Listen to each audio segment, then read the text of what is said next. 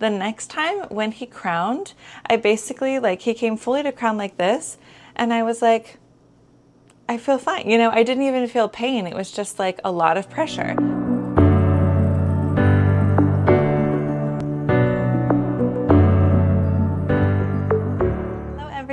Today I would like to talk with you about some of my favorite things you can do to reduce your risk of tearing during birth.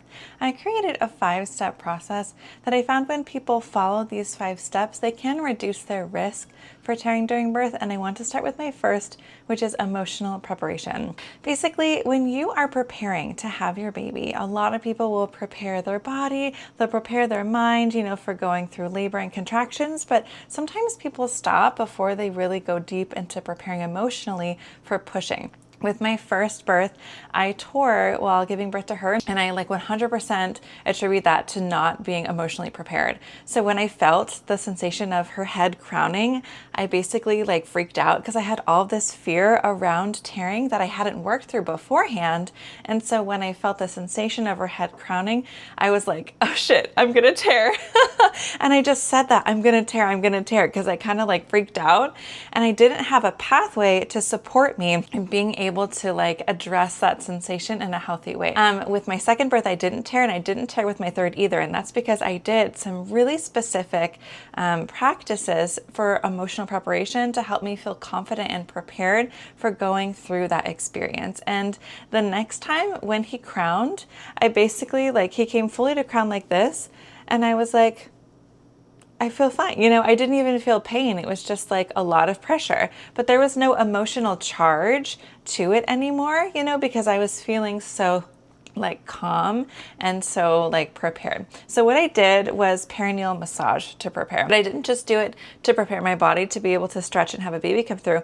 I did perineal massage specifically to support me in feeling confident and prepared for having new sensations and new stretching experiences while I was pushing the baby out. So basically, while we did the perineal massage, my husband would be like, your body is so beautiful, and your vagina is so stretchy, and you can do this. You know, he would give me all these affirmations, and I'd be like, yeah, my vagina is stretchy. I can visualize my baby's head coming through, without tearing, opening so easily, and just giving me all of these really positive affirmations. And then when it came time to push, we used those same affirmations, and that way I had built a pathway to support me in feeling confident in the moment, knowing that I could be totally zen and calm because I had practiced using those affirmations to support me in feeling zen and calm in the moment. This is how affirmations work. It's not just someone saying something to you when you're having your baby that is you can do it, or, you know, trust your body or whatever, and then you're hearing that for the first time. That's not going to give you that much benefit.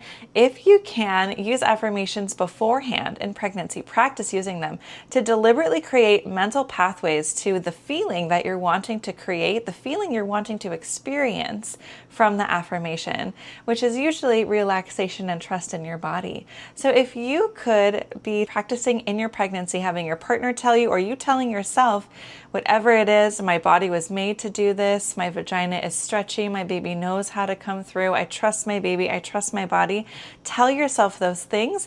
And when you tell yourself those things in pregnancy, feel in your body what that feels like to know that truth.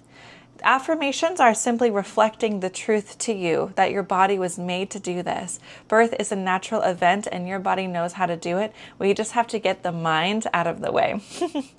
Which is not always easy. So getting your mind out of the way can be done by inviting you to come into that feeling of being calm and relaxed again and again and again. And the more that you can do that, the more that you can practice creating those associations, then when you're actually in labor and you're going through it, when those affirmations come up, you're going to be like, oh yeah, I know what that affirmation means and I believe in it and I've practiced it and I'm going to come into that feeling again.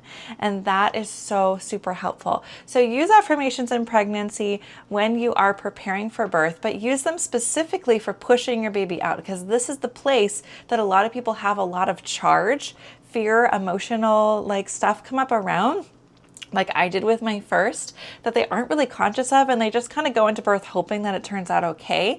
And you can totally do that, but you'll feel so much more confident and prepared if beforehand you practice creating these pathways to supporting you in feeling relaxed. So if you're afraid of tearing while giving birth, write down on a piece of paper every day, my vagina is so stretchy.